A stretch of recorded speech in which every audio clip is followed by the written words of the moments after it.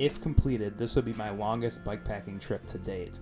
I was curious to see if and how my backpacking skills would measure up on this multi-day trip through the high desert of Oregon.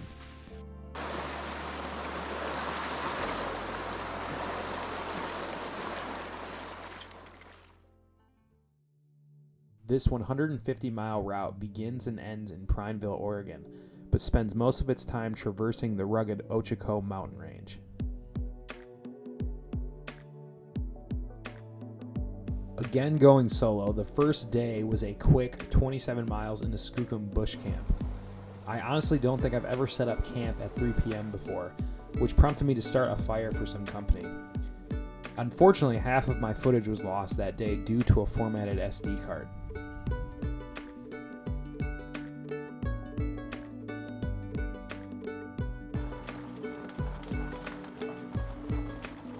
It rained all night last night. And look at this. A puddle. My pad is soaked. Sleeping bag is soaked. My one sock is soaked. Not a good start to the morning.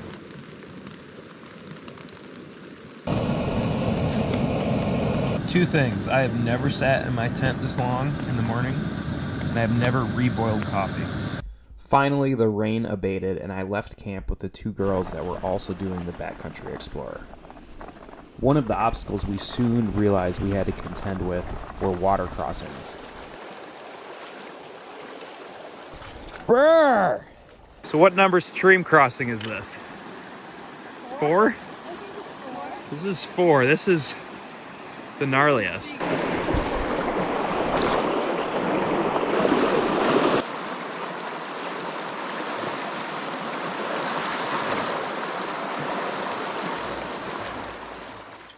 Once free from the water crossings, we realized another reason early spring might not be the best time for this route.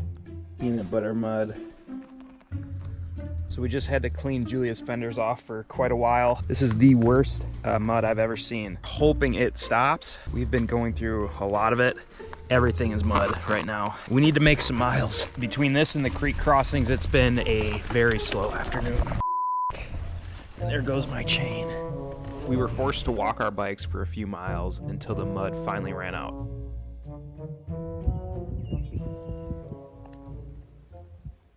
As the girls wiped the mud off their tires in the last stream, I continued my descent towards Ashwood.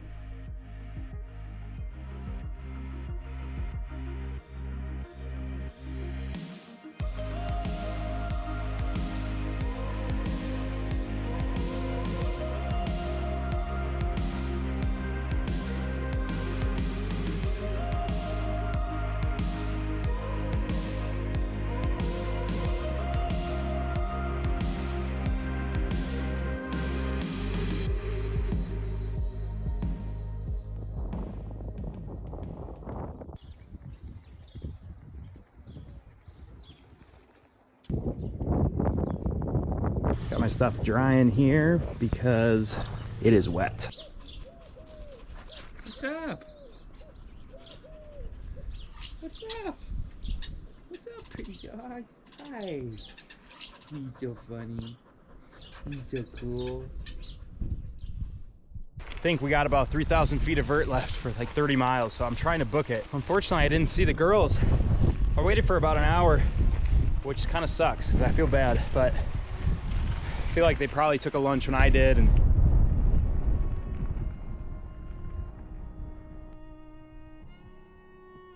just got water from a somewhat sketchy source, but had to do it. I think it's way too far to the John Day. It is absolutely beautiful here. You can kind of hear some crickets. Man, this is the type of place I want to live in. I really like this.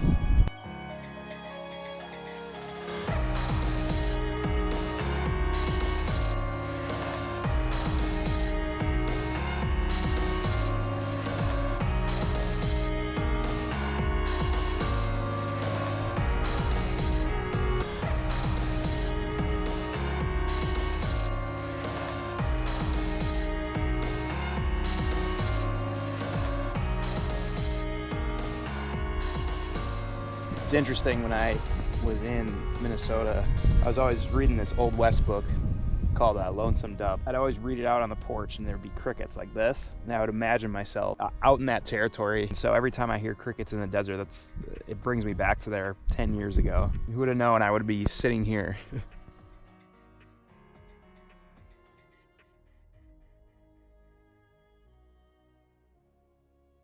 That night, I made my camp along the banks of the mighty John Day River.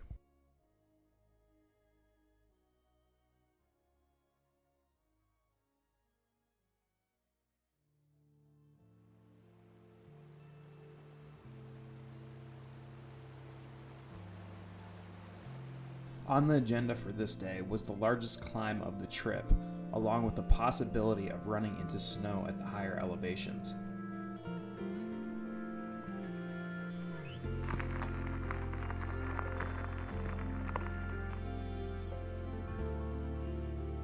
But before worrying about any of that, we had some pit stops to make. This is the Painted Hills. The lookout is up there. I've already been there before, so I'm not gonna do the climb. And honestly, the view looks exactly the same up there. So make my way into Mitchell so I can eat before these thunderstorms roll in and before it gets too hot. It's been a great trip. It's been a great trip so far.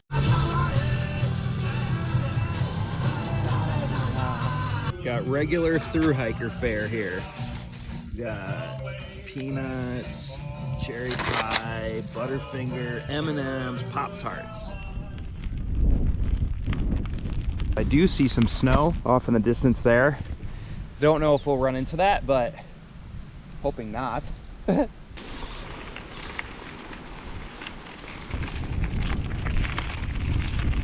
Not even in the middle of this climb. And I've probably been climbing for 2 hours. That's wild.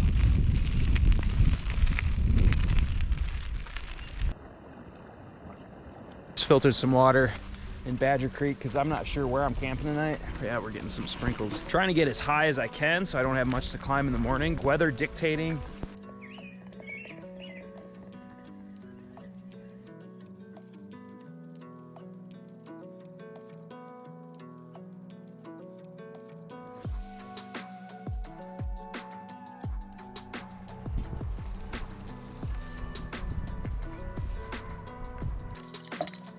Before I start a fire, what I like to do is put all my tinder and kindling and bigger logs all in piles so I have them and I don't have to go searching for them when I start fire. I always bring more tinder than I think I need because if the fire starts dying, you can throw that more in there and it can provide a little more activation energy. The second thing I do is make this upside down fire. So I'm gonna build that kind of like a log cabin type thing with big on the bottom, smaller up top, and I'm actually gonna start the fire on the top of it. The idea is that it burns down. The coals will fall on those bigger logs and hopefully start them up. Thank you to PNW Bikepacker, who actually I saw it on one of his videos and yeah, it works.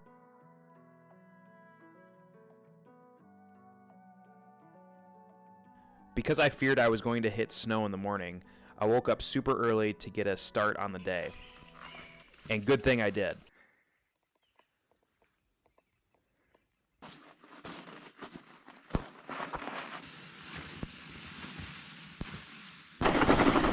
Have you ever seen this? Come on.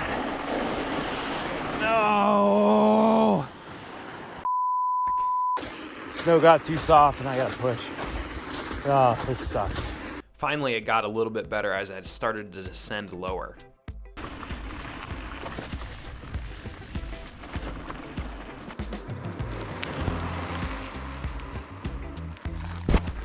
Yeah, I'm not gonna go that far for that shot. Overall, this trip proved that the problem-solving and adaptation skills one learns from backpacking is easily translated into bikepacking, and that this unlocks a new series of adventures for the explorers among us.